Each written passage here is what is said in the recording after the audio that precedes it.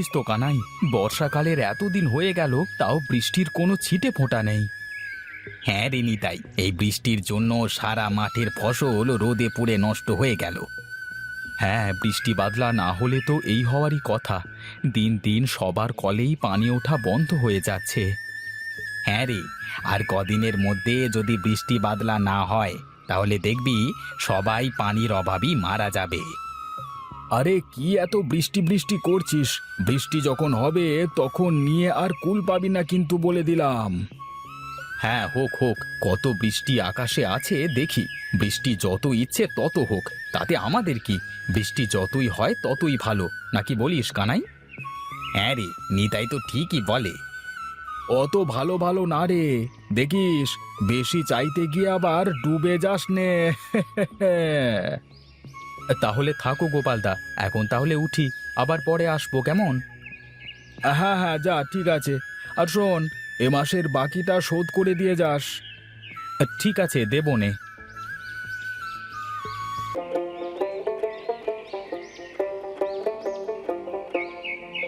কোথায় গেলে গো গিন্নি? বাড়িতে কি আছো? হ্যাঁ, আছি আছি। কি হয়েছে তাই তো বলবা। কই কিছু না তো। তাহলে আবার এত ডাকাডাকির কি আছে? তোমাকে ডাকছিলাম খাবারটা দেওয়ার জন্য।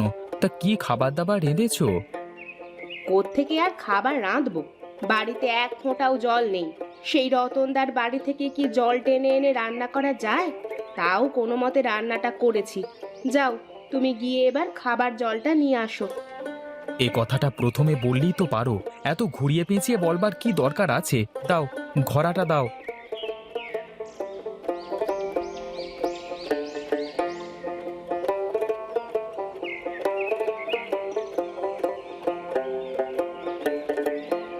কিরে নিতাই, এখন আবার তুই পানি নিতে এসেছিস? একটু আগে তোর বউ এলো যে। কেন রতনদা, আমি এলে কি কোনো সমস্যা? না রে, কোনো সমস্যা নেই। আয় আয়, আমি ভাবছি পানি যদি অল্প কিছু টাকায় বিক্রি করা হয় তাহলে মন্দ হয় না, কি বলিস? হ্যাঁ হ্যাঁ, তা তুমি ঠিকই বলেছ। এই কলের ফ্রি পানি যদি তুমি মানুষের কাছে টাকায় বিক্রি করো তাহলে কি করে হয় বলো? তুই যাই বলিস নিতাই, আমি কাল থেকে কাউকে টাকা ছাড়া পানি দেব না। আমার কলের পানি ফ্রি কাউকে দেওয়ার মতো নেই। কাল থেকে আসলে টাকা নিয়ে আসবি। ঠিক আছে, তুমি যখন তোমার কলের পানি ফ্রি দেবে না তাহলে তো আর আমাদের টাকা দিয়ে ছাড়া উপায় নেই।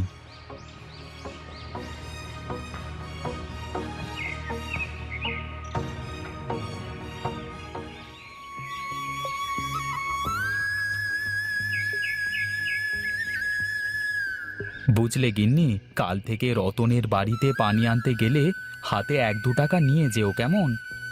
কেন? টাকা নিতে হবে কেন? রতনদা একটু আগে আমাকে বলল তার কলের পানি ফ্রিতে কাউকে দেবে না সে। ও মা! রতনদা আবার কি খারাপ লোক গো! তার কল থেকে গরিব মানুষ পানি নেয়, আর সে তাদের কাছ থেকে টাকার বিনিময়ে পানি দেবে? বাদ দাও তো সব কথা, এখন দাও, ভাত দাও, খুব ক্ষুধা লেগেছে। ঠিক আছে, তুমি বসো, আমি ভাত বেড়ে আনছি।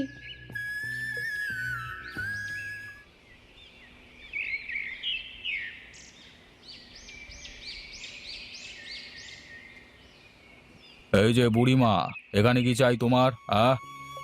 বাবা, তোমার বাড়িতে বলে পানি আছে? এই গরমে তাপে পিপাসার জ্বালায় আর বাঁচি না। যদি একটু পানি দিতে তাহলে খেয়ে বাঁচতাম। তা দাও, তুমি টাকা বের করো। যদি 2 টাকা দিতে পারো তাহলে পানি দেব, না হলে না, ঠিক আছে? কি বলিস রে বাবা? তোর এই কলের পানি খেতে হলেও আমাকে এখন টাকা দেওয়া লাগবে? হ্যাঁ, তা নয় তো কি। চাল ডাল যখন কিনে খাও তখন কষ্ট বাঁধে না? আর আমার কাছ থেকে পানি কিনে খেতেই যত জ্বালা সবার, তাই না? মর, তুই মর। তুই একটা বৃদ্ধ লোককে পানি খাওয়াতে গিয়ে টাকা চাস, আর টাকা দিতে পারিনি বলে পানি দিলি না? ওই পানিতে ডুবেই তুই মর। হ্যাঁ, যাও যাও, তোমার ওই বকের দোয়ায় বিল শোকাবে না। যত আপদের আগমন, যত সবার। হে ভগবান, তুমি এদেরকে এই পানিতে ডুবিয়েই মারো। যাতে এরা পানির মর্ম বুঝতে পারে। এই বুড়ি, যা তো এখান থেকে, তাড়াতাড়ি যা বলছি, যা।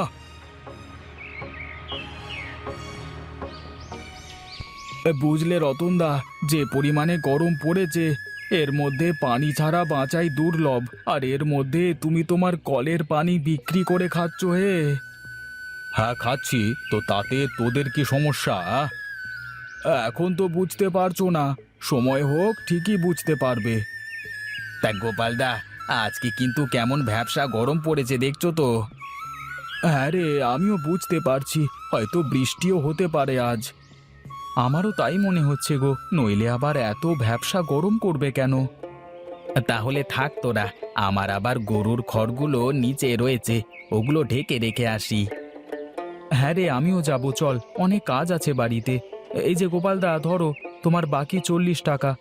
এখন তাহলে আসি গো। আচ্ছা ঠিক আছে, যা তাহলে।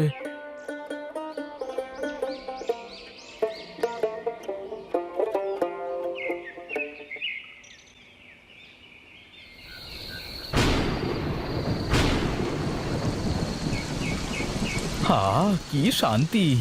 কতদিন পরে এমন শান্তির বৃষ্টি হচ্ছে। হ্যাঁ গো, ঠিকই বলেছ। দেখো, কাল থেকে কলে পানি ওঠা শুরু করবে। হ্যাঁ গিন্নি, কাল থেকে আর ওই রতনের কলে যাওয়া লাগবে না।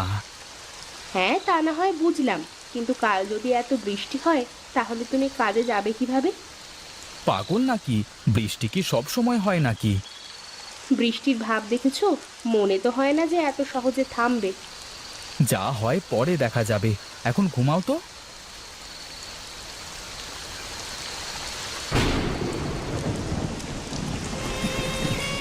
এই গিন্নি, ওঠো ওঠো, এই দেখো বৃষ্টিতে কি হয়েছে, পানিতে বারান্দা পর্যন্ত ডুবে গেছে।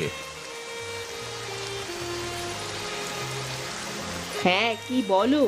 ওমা, তাই তো, এবার আমাদের কি হবে? এই গ্রামে সবচেয়ে নিচু বাড়ি আমাদের। গ্রামে যদি বন্যা হয় তাহলে তো সবার প্রথমে আমাদের বাড়ি ডুববে। রাম রাম রাম রাম, তার মানে ওই বুড়ির বদদোয়া লেগে গেছে আমাদের। বুড়ির বদদোয়া মানে?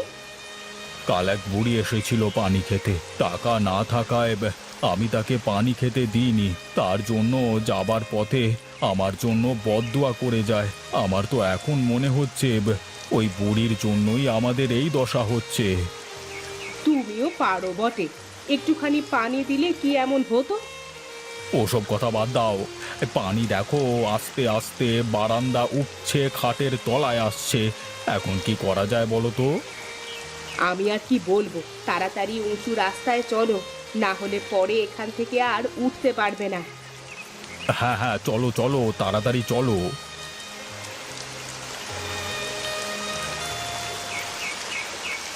কোথায় গেলে গো গিন্নি? এই দেখো, পানি বেড়ে সমান হয়ে গেছে। আমাদের বাড়ি একটু উঁচু জায়গায় বলে অতটা পানি ওঠেনি। ওই দেখো, ওদিকে রতনের বাড়ি হয়তো ডুবে গেছে। হ্যাঁ, তাই তো দেখছি, ঠিকই হয়েছে। ওরা মানুষের কাছ থেকে পানি বিক্রি করে খাচ্ছিল, এখন আরো পানি বিক্রি করতে পারবে। থাক গিন্নি, এমন কথা বলে না। বাড়িতেও কিছু নেই, ভাবলাম আজকে তোমাকে বাজারে পাঠাবো, কিন্তু বাইরের যা অবস্থা, বাজার তো দূরের কথা। এই বন্যায় খাবারের অভাব হয় না, আবার এদিকে হাওরের মাছ উঠবে রাস্তায়। দেখি, জালটা নিয়ে গিয়ে দেখি কিছু পাওয়া যায় নাকি।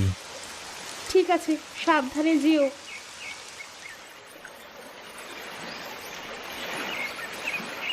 কি রে কানাই, রাস্তায় মাছ ধরতে এলি, একটা ডাকও তো দিলি না। আর বলিস না, তোর ভাবি সকাল থেকে চেঁচাচ্ছি কি রাঁধবো কি রাঁধবো বলে। এই জন্যই তো তাড়াতাড়ি করে রাস্তাতে মাছ ধরা শুরু করেছি। তা কি কিছু পেয়েছিস? ধুর পাগল, জালটা আগে ফেলে দেখি তো, তারপরে বল। হ্যাঁ হ্যাঁ, দাঁড়া ফেলছি।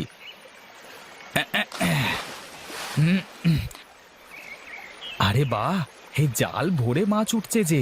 এভাবে কক্ষেপ দিলে পারে তো হাঁড়ি ভরে যাবে। হ্যাঁ রে নিতাই, মনে হচ্ছে হাওরের সব মাছ এসে রাস্তায় জমা হয়েছে। হ্যাঁ রে, আমার হাঁড়ি প্রায় ভরে গেল। দাঁড়া, বাড়িতে এগুলো রেখে দিয়ে আসি, পরে আবার আসবো নে।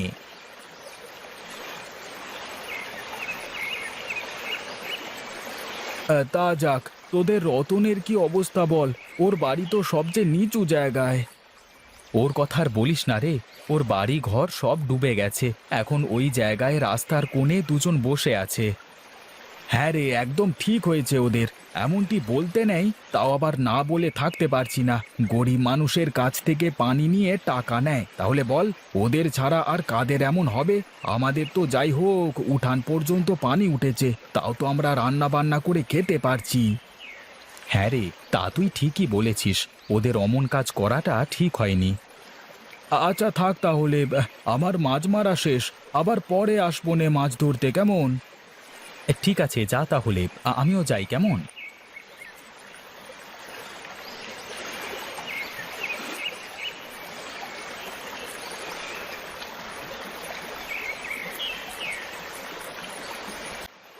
কোথায় আর পাবো?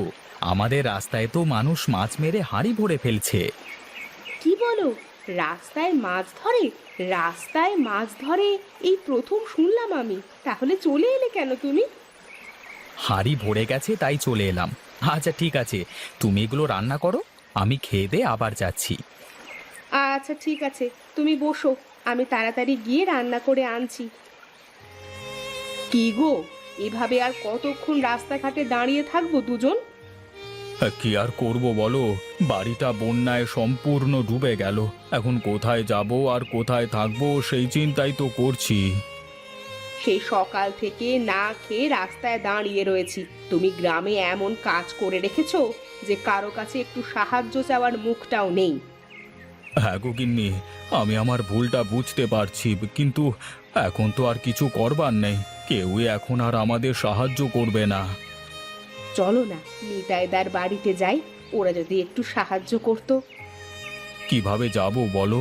দুদিন আগেও পানি নিয়ে ওর সাথে যে ব্যবহারটা করলাম, তাতে মনে হয় না যে ও আমাকে সাহায্য করবে। একটু গিয়ে চলো তো দেখি, এভাবে আর কতক্ষণ রাস্তায় দাঁড়িয়ে থাকবো? আচ্ছা ঠিক আছে, চলো।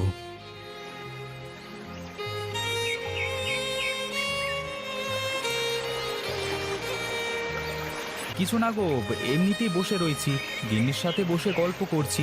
তা তোমরা এখানে? অনেক বিপদে পড়ে তোর কাছে এলাম রে। তুই তো জানিসই আমাদের বাড়ি অনেক নিচু জায়গায়। বাড়ি ঘর ডুবে বউকে নিয়ে রাস্তায় দাঁড়িয়েছিলাম। এভাবে কতক্ষণ আর রাস্তায় দাঁড়িয়ে থাকা যায় বল? তাও আবার সকাল থেকে কিচ্ছুটি খাইনি। কি বলো রতনদা, এতক্ষণ রাস্তায় দাঁড়িয়েছিলে? আমরা তোমার প্রতিবেশী না? এসো বৌদি, দুজনে উঠে এসে এখানে বসো। হ্যাঁ রতনদা, পানিতে আর দাঁড়িয়ে থেকো না, উঠে এসে বসো। দিদি যাও, গিয়ে আর একটি বটি নিয়ে আসো, দুজনে মিলে মাছগুলো কুটে ফেলি। আচ্ছা ঠিক আছে বৌদি, আনছি।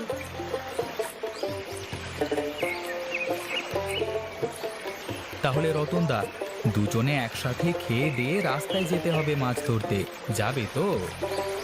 হ্যাঁ রে নিতাই, যাবো যাবো। আমি তোদের সাথে